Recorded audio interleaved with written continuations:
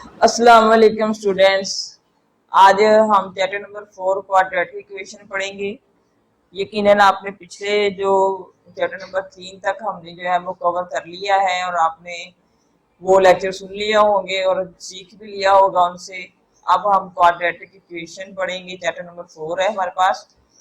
तो मैंने पहले भी बताया था जब हमने लीनियर की बात की थी, तो जब एक्स और वाई जो दो वेरिएबल्स हैं उनकी पावर 1 होती है तो वो लीनियर इक्वेशन होती है। यहाँ पर हमारे पास क्वाड्रेटिक इक्वेशन है, तो इसमें जो एक्स का स्क्वायर आ जाएगा, ठीक है। एक वेरिएबल या दो वेरिएबल या तीन वेरिएबल जो भी इसमें वेरिएबल इस्तेमाल होगा उसके ऊपर जब स्क्वायर होगा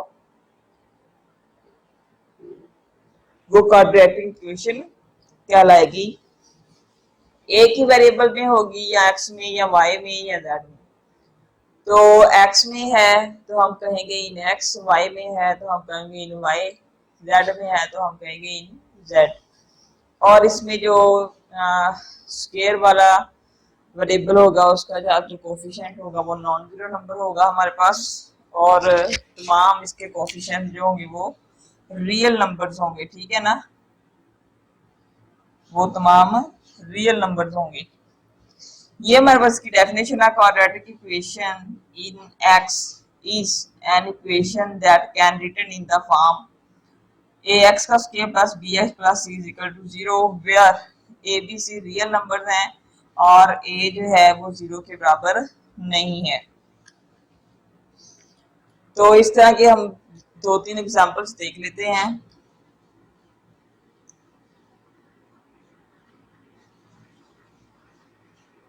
ये भी मेरे पास क्वाड्रेटिक इक्वेशन है।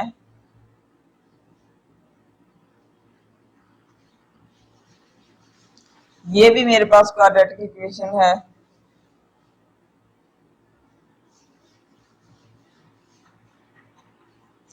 ये इस तरह की भी इक्वेशन जो होगी वो क्वाड्रेटिक इक्वेशन होगी हमारे पास, ठीक है।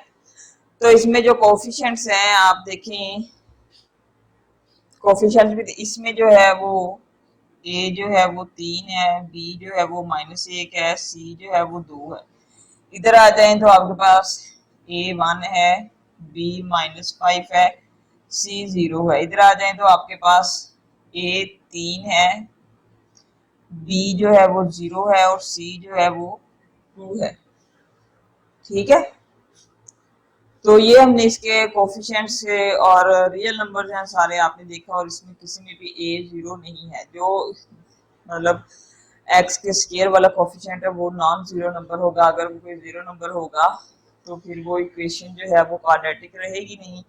तो इसलिए आपका डेफिनेशन में ये चीज लिखने के साथ ये चीज लिखना जरूरी है, ठीक है। क्वाड्रेटिक इक्वेशन के सॉल्यूशंस की तरफ आते हैं। अब हम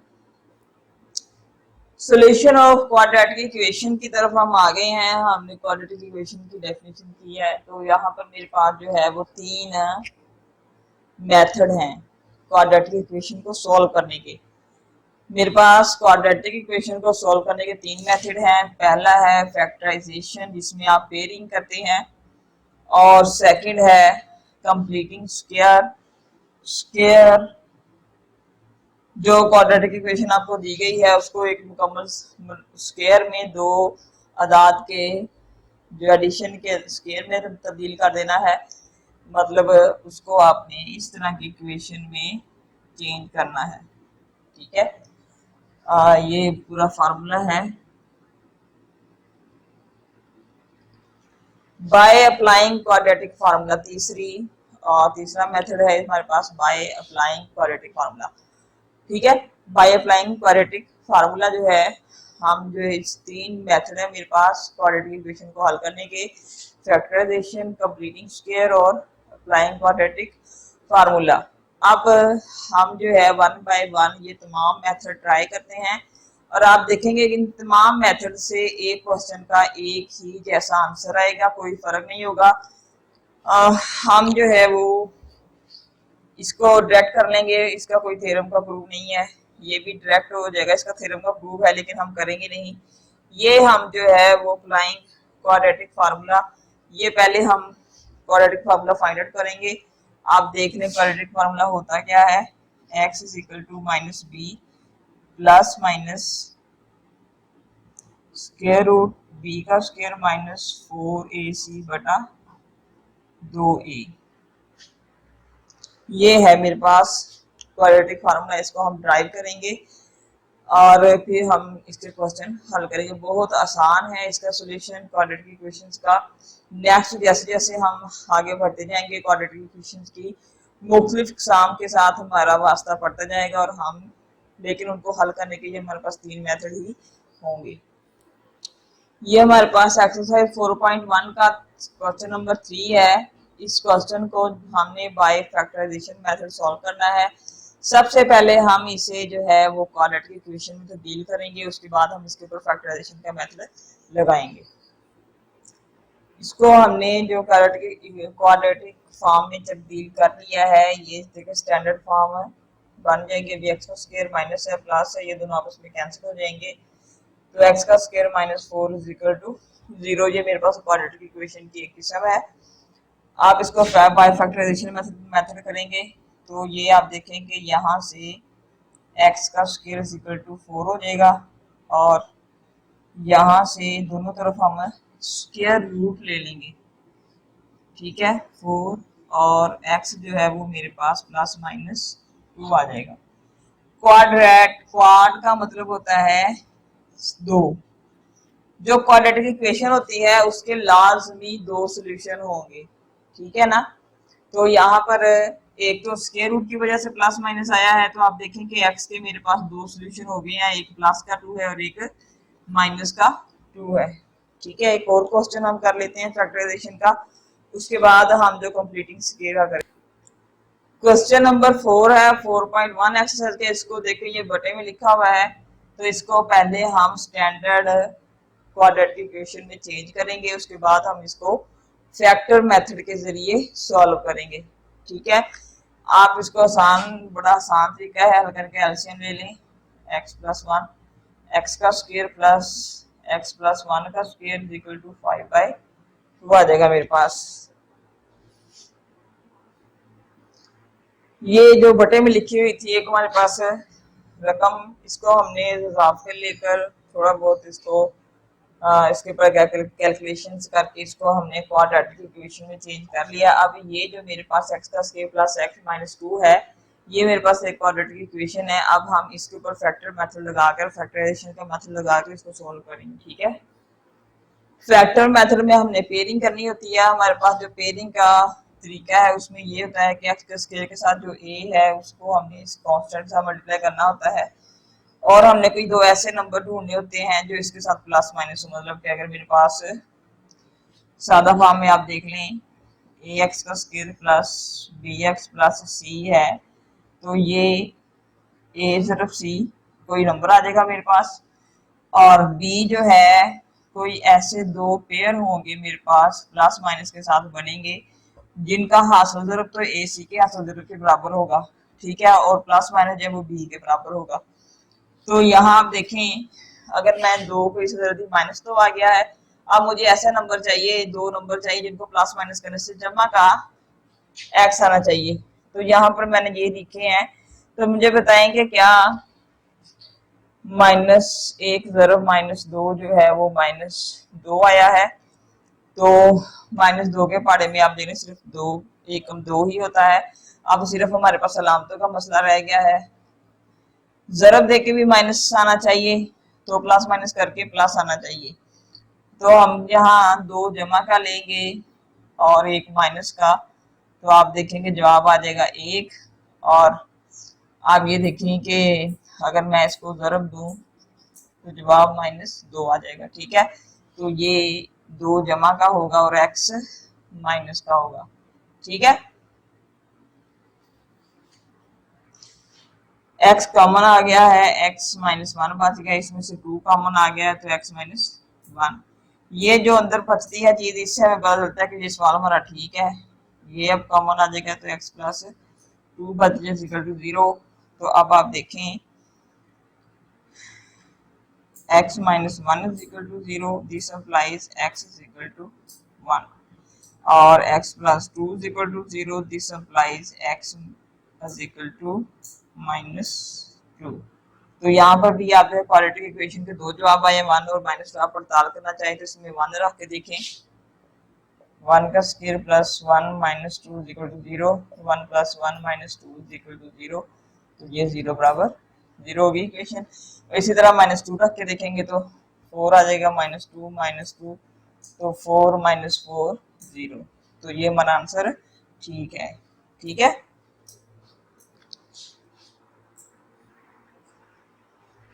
क्वेश्चन नंबर 14 है बाय कंप्लीटिंग स्क्वायर। इसको हमने करना है फैक्टराइजेशन के मेथड से भी ये हो जाएगा, लेकिन उसमें कहा है कि कंप्लीटिंग स्क्वायर से करना। तो इस तरह हमारी कंप्लीटिंग स्क्वायर की प्रैक्टिस हो जाएगी। और एक क्वेश्चन हम जो है वो कंप्लीटिंग स्क्वायर से भी कर लेंगे। तो इसमें से आप टू जो है वो कॉमन ले लें, एक्स का स्क्वायर 6x और माइनस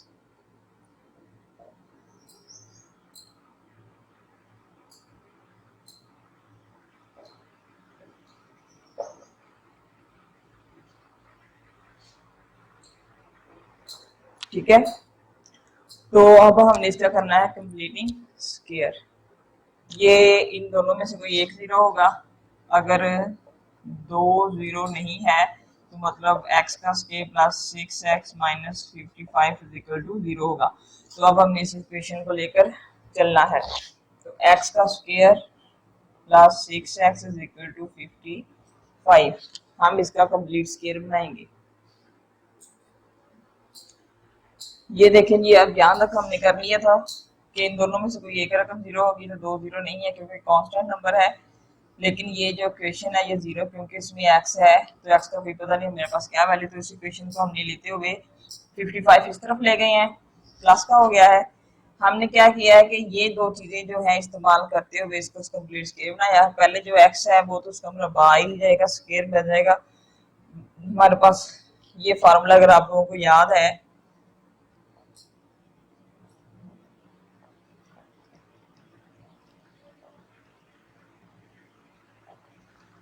तो हमने ये a का स्क्वायर है प्लस 2ab पहली रकम और दूसरी रकम।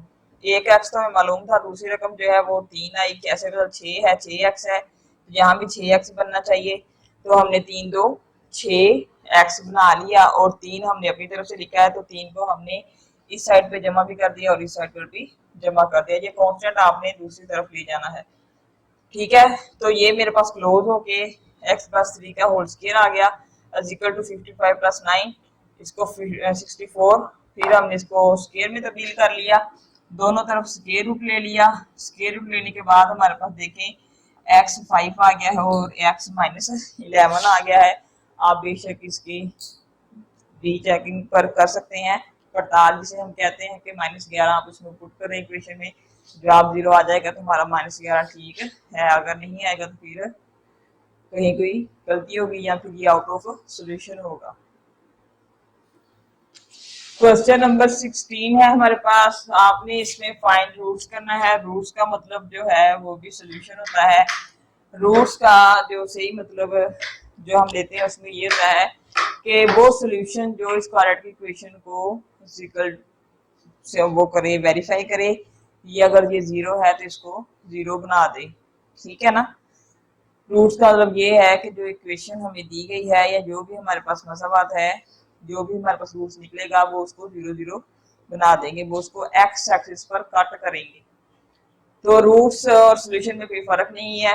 यहाँ सिर्फ लफ्ज बदल कर दिया है तो क्वाड्रेटिक फार्मूला इस्तेमाल करेंगे। क्वाड्रेटिक फार्मूला हम यहाँ पर लिख लेते हैं। मुझे पता है कि x बराबर -b प्लस माइनस b का स्क्वायर -4ac बटा 2a।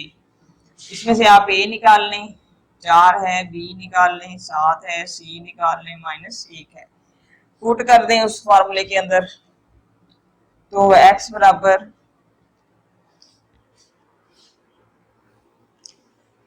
क्वाड्रेटिक फार्मूला हमने लगा दिया है। ये हमारी कैलकुलेशन करने के बाद रकम आ गई है। अब आप इसको सिर्फ एक कैलकुलेशन -7 प्लस माइनस 49 जमा 16 जो है वो 65 होता है बटा 8। ये हमारा सोल्यूशन है, रूट्स हैं। ये पुट करेंगे इसमें, ये इक्वल टू 0 आ जाएगा। जजर भी खत्म हो जाता है, लेकिन अगर हमारे पास कोई मुकम्मल जजर वाला रकम अंदर आ जाए, 65 आया है 64 होता, तो हम इसको हल कर लेते सादा में। ठीक है, ये हमने root find using quadratic equation find किया है। हमने अभी इसकी डेरिवेशन करनी है, तो नेक्स्ट एक दो क्वेश्चन और करके हम इसकी डेरिवेशन करते हैं। क्वेश्चन नंबर 20 है, बड़ा डरावना सवाल है 4.1 एक्सरसाइज का।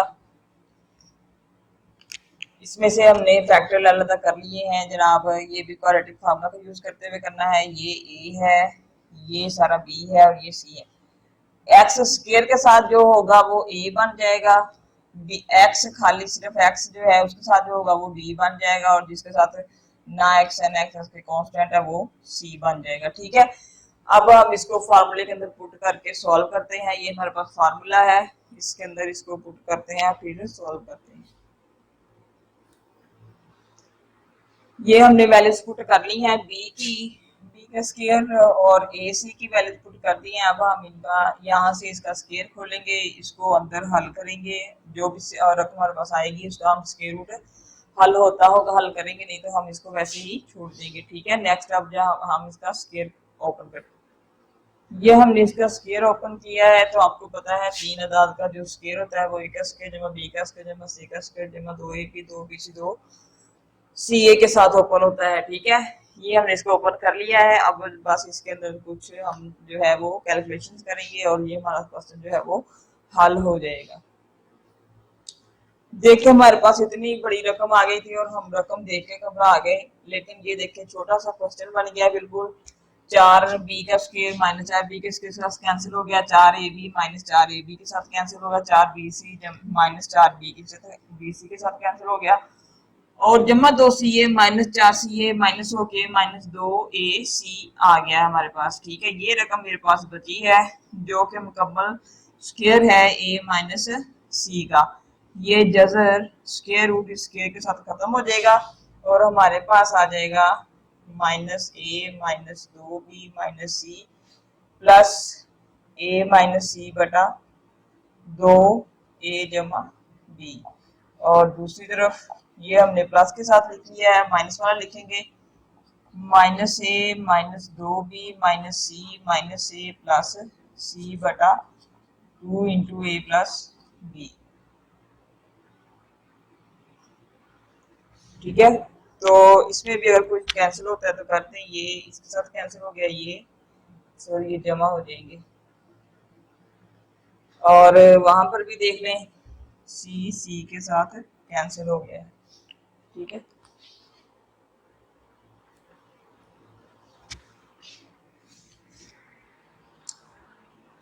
ये देखिए अब हमारा सोल्यूशन जो है वो मुकम्मल हो गया है। इतना बड़ा सवाल था, इतनी गंदी गंदी रकमें थी और इतना आसान जवाब आया है। X is equal to minus into b plus c और बटा में ए प्लस बी।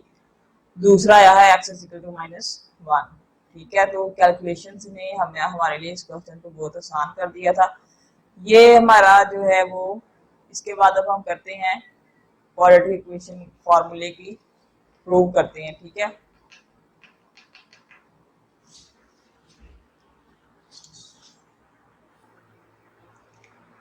क्वाड्रेटिक फॉर्मूले की डेरिवेशन है हमारे पास। ये हमारे पास क्वाड्रेटिक इक्वेशन है। स्टेप 1 में हमने क्या किया, यहाँ से ए को खत्म करना था तो ए को खत्म करने के लिए ए से डिवाइड कर दिया हमने। फिर हम जो है इस कांस्टेंट रकम को उठा के दूसरी साइड पर ले गए हैं। ठीक है, स्टेप 2 में हमने इसका कंप्लीट स्क्वायर करना है। स्क्वायर कंप्लीट करने के लिए हम आपको मैंने बताया था कि ये जो जगह है एक्स वाली, इसको हमने अपने नजर में रखना है। तो एक्स का स्क्वायर प्लस दो फार्मूले वाला ए एक्स आ जाएगा, और बी की जगह हमारे पास इस तरह का बनना चाहिए, बी बटा ए एक्स बनना चाहिए। तो हम जो है इसको बी बटा 2a से जरूर दे देंगे। देखिए ना, दो दो से कैंसिल हो जाएगा और बी बटा ए एक्स बन जाएगा मेरे पास। ठीक है, तो जो एडिशन की है हमने अपनी तरफ से वो बी बटा 2a की है, तो हम क्या करेंगे, बी बटा 2a को दोनों साइडों पर जमा कर देंगे। ठीक है, और फिर हम इसको सॉल्व, ये कंप्लीट स्क्वायर हो गया, एक्स प्लस बी बटा 2a का स्क्वायर मुकम्मल हो गया। दूसरी साइड पे हमने इसको कैलकुलेट कर लिया है, बी का स्क्वायर माइनस 4ac बटा 4a का स्क्वायर आ गया है 2a का स्क्वायर, सॉरी 4a का स्क्वायर क्योंकि वो बराबर था तो वो 4a का स्क्वायर बन गया था। ठीक है, तो ये हमारे पास कैलकुलेशन करने के बाद अब हमने दोनों साइडों पर स्क्वायर रूट ले लेना है। तो आप देखें प्लस माइनस बी का स्क्वायर माइनस 4ac बटा 2a आ गया और इस तरफ ये रकम है। तो हमने अब इधर सिर्फ अकेला x को रहने देना है, इसलिए हम जो है इस कांस्टेंट रकम उठाकर दूसरी तरफ ले जाएंगे।